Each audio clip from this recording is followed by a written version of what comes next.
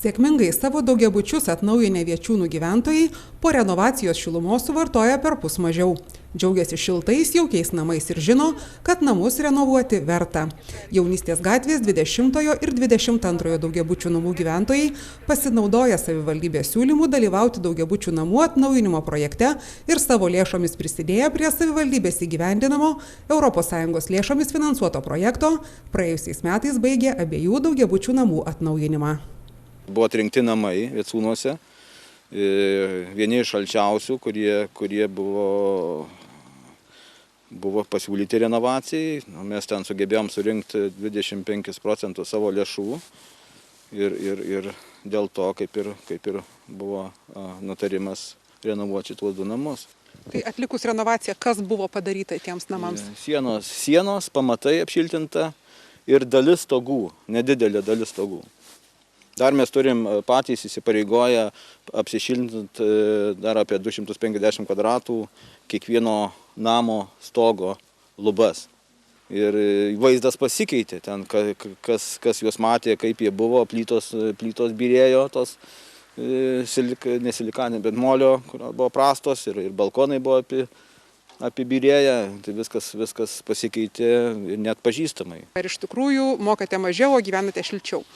Praktiškai už gruodžio mėnesį, kai buvo nešiltintas namas ir apšiltintas, apie 40% suvartojimas. Ir plus dar komfortas, kad pas mus ne 16, ne 15, o 20 laipsnių. Renovacijos nauda neabejoja ir atnaujintų namų gyventojai. Kas pasikeitė jūsų gyvenime, kai namas buvo renovuotas? Pasikeitė, šiluma pasikeitė. Į gerą pusę. Iki 15 buvo maždaug, kuo nebuvo renovuotas, o dar 20 pastovi. O mokate dabar už tą šilumą, ar pasijautė, kad mokate mažiau? Pasijautė. Maždaug porą šimtą litų. Susitaupo. Taip. Pilnai pasikeitė, nes mes gyvenom labai sunkiom, labai nepatogiom sąlygom. Todėl, kad vaikai buvo maži, o buvo labai šalta. Kiek temperatūros? Temperatūros buvo 12 ir 14 ir daugiau turbūt niekada nebuvo. Kadangi buvo langai negana to, kad kiauri, bet stogas buvo visiškai kiauras stogas. Ir jei būdavo čia dar kažkiek tai sušyla nuo virtuvės, nes aš labai daug valgy darau, ir čia dar nuo mūsų kažkiek sušyla, tai nuo viršaus šaltis tiesiog jauti, kaip eina šaltis. Ir jei būdavo šaltos žiemos, jau neįmanoma buvo miegoti. Tai aš tai apsirengdavau ir apsirengus su kojinėm, su viskuo atsiguli po pūkinė kaldra ir po to jauti, kaip šaltis dar eina į tave. Nes praeitą žiemą taigi buvo šalta. Ir dar kažką turi užsiklot, o jau vyras su anūkė jau buvo silpnoji grandis, tai atėjo čia į apačią, taip sikloja miegojo.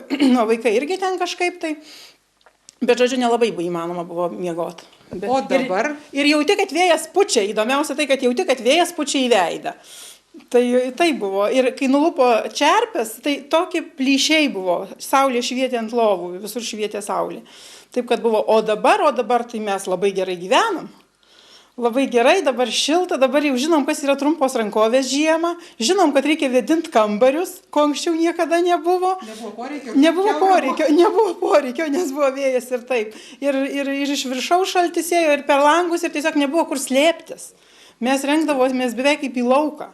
Sakau, neįtikėtina, dabar kai pagalvoji, tai atrodo, kad čia dabar lyg tai tas pats butas, bet kaip ir ne mūsų butas, nes labai šilta, labai smagu ir nusirengti, ir apsirengti, ir miegoti, ir būti tiesiog malonumas. Tai ką pasakytumėte žmonėms, kurie iš tikrųjų dvejoja, ar reikalinga namui renovacija? Čia kaip kam atrodo, bet kaip mūsų atveju, tai kitos išeities nebuvo, nes netgi lyjo, bėgo vanduo per stogą. Ir ant lovų lydavo, ir lovas naktį traukdavom į šonus, kad jau atlėkė pas mane, kad mama bėga ant lovos, ką daryti. Tai čia mums net abejonių nekyla. Ir man smagiausia tai, kad negaila pinigų tokiam reikalui. Kad sumoki, bet tu žinai, kad komfortas. Ir čia jau visiems laikams ir mes džiaugiamės, ir vaikai džiaugiasi.